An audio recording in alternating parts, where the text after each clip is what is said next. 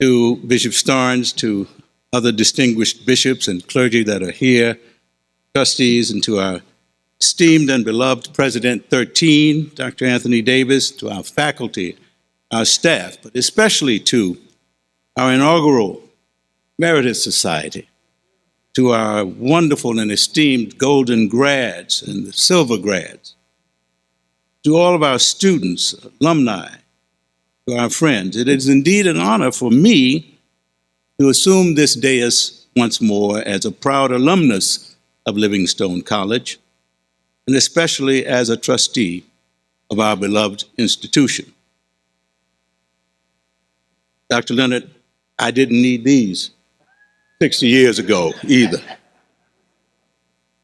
Well, I was actually cautioned by our dedicated development staff to be somewhat parsimonious and focused in my comments today, and to try and limit them to far fewer minutes than I originally thought, quite frankly. And that's difficult for a professor of medicine and diabetes like me, who started out with ambitions to be a Methodist preacher. But I'm going to try to contain myself because my wife is in the audience. So I'll try to stay in my expected lane. So what I'm going to say is this: to believe in and to support this wonderful mission of Livingstone College, it is evident that the members of this inaugural Emeritus Society have made such a commitment. That commitment is made real in the lives of students and in our community by the act and practice of giving. And this is the theme that our development team wanted me to focus on during these few moments of exposure to you on this occasion. Why me? Why not me? I'm a proud alumnus and a trustee of this institution, and my wife and I have really tried to walk our talk. In fact, as I went through the process of preparing for these remarks, I thought about the frequency with which P words kept coming up as I tried to organize my thoughts in a way that would appeal to you to give to Livingstone in a spirit and through a practice that would go beyond simple numbers. Let me explain.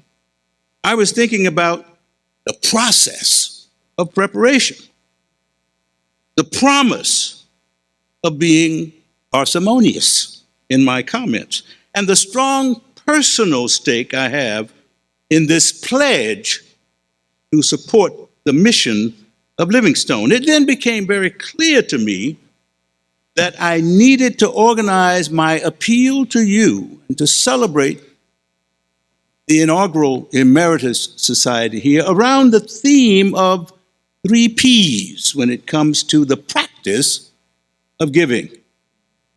You see, it occurs to me that in order to engage the kind of alumni involvement in the sustainability of private colleges and universities like our beloved institution, it is essential to embrace what I call the philanthropic triad, my 3 Ps.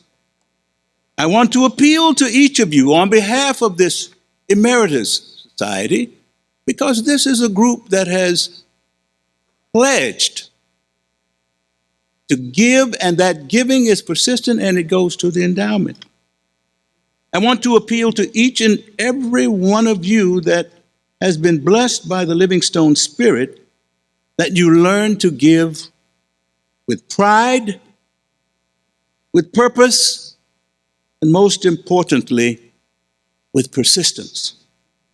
There can be little doubt that relational engagement and philanthropy have increasingly become the lifeblood of private institutions like ours, underpinning their ability to preserve academic excellence, ensure access through scholarships, maintain and upgrade infrastructure, and to enhance institutional prestige while advancing research and specialty education training, all the while fostering robust and memorable student experiences.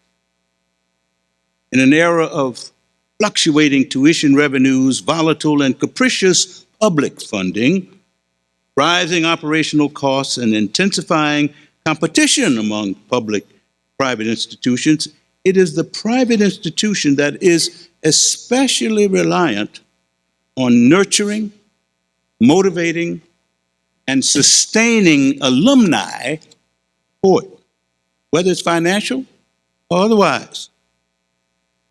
The support and the giving that is required must go beyond the numbers.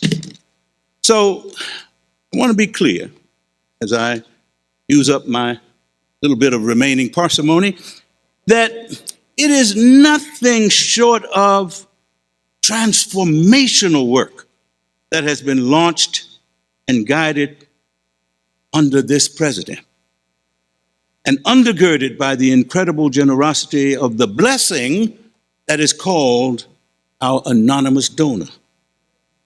This unprecedented philanthropy is a stellar example of relational generosity that serves as a clarion call to action by all who see the value of Livingstone and its rich legacy to give with pride, with purpose, and persistence.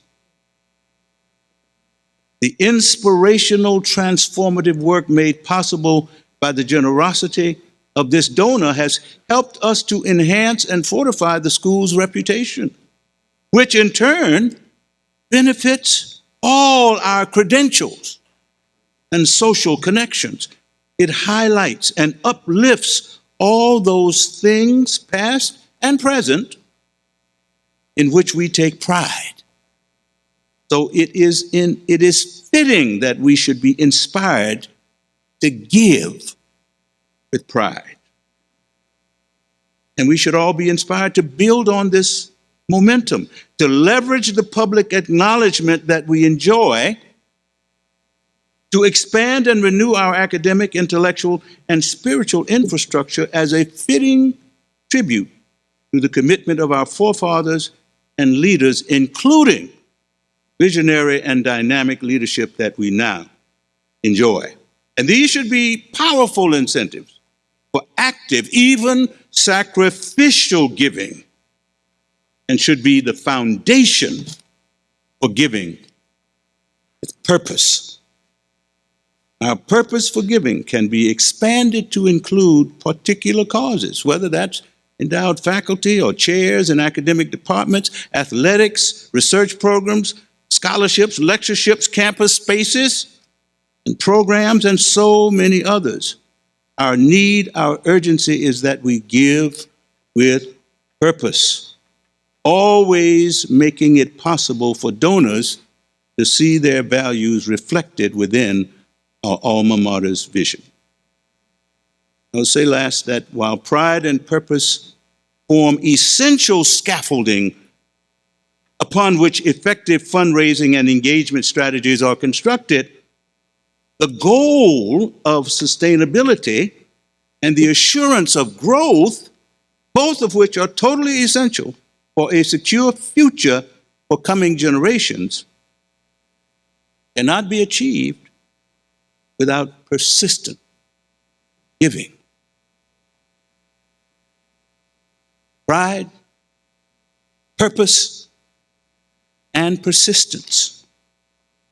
I want to close with a story before I ask the inaugural class of Emeritus Society to stand up and wave our beautiful stoles at you. You know, one of the greatest gifts of my many years of association next year will be my 60th anniversary. Yes, that's worthy of applause. That's worthy of some applause. But one of the great gifts of that long association is the great gift of mentorship. Mentorship from the likes of President Samuel Duncan, Professor O.K. Beatty, Grady Nelson, Elnora Smith, and so many others. While I could give you many stories of the benefits of such mentorship, I will, in the interest of trying to keep Pete Teague off my back, tell you just one. Reverend Edgar Nathaniel French was campus minister and dean of students when I was here. I had the occasion to grow very close to him while I was a student and remain close even after graduating and going on to graduate school. I actually even dated his daughter for a time, but she was a little older and that just didn't quite work out. But anyway, that's a different story. But we remained close. I would seek his advice long after leaving Livingstone and would visit him and Ma B, what we called his wife, whenever I came back to Salisbury. When I was finishing my PhD, and Ann was a new Livingstone alumna and teaching school in Atlanta, I wanted to marry her. But I was a graduate student. I had been drafted by the Army, and it was during the Vietnam War, and my Selective Service Board was irritated with me and thought I was an agitator because of my civil rights and anti-war activities, and so I wasn't going to get another deferral. I had no money, and at the time, while on the verge of becoming a new PhD, I had no job. Marriage seemed a very foolish proposition. So I asked Reverend French, while he was attending an AME Zion conference in Mobile, my hometown, which course of action made sense? He looked at me, he really liked Ann. He looked at me and he said, in that way he had of saying things, Gavin, I urge you not to wait until you've made all your millions before asking Ann to marry you. You'll find a way to work it out and grow together. He then added, the same thing is true regarding your future relationship with Livingstone College. You won't have to wait until you've made all your fortune before you start giving back what you can to help your school continue to grow, and you'll find that whatever you can do will make a difference. That was wise and caring counsel and the embodiment of true mentorship. He was right. That was 1970. I didn't wait. And I have been blessed with nearly 55 years with my incredible wife, member of that one-of-a-kind class of 69, an incredible soulmate. And I have seen my beloved Livingstone College grow and have a transformational effect on generations of lives. And I feel proud to have been a small part of that by following Reverend French's counsel.